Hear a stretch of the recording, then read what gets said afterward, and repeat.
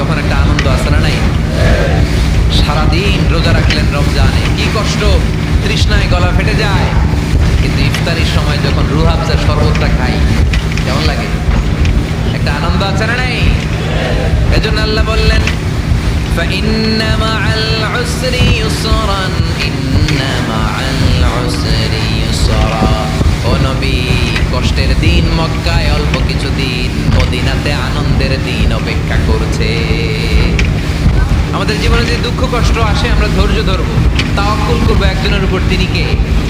কারণ আমরা বিশ্বাস করি কষ্টের দিন এটা চিরকালের জন্য নয়, সামনে আনন্দের দিন আমাদের জন্য সেট করে রেখেছে কে?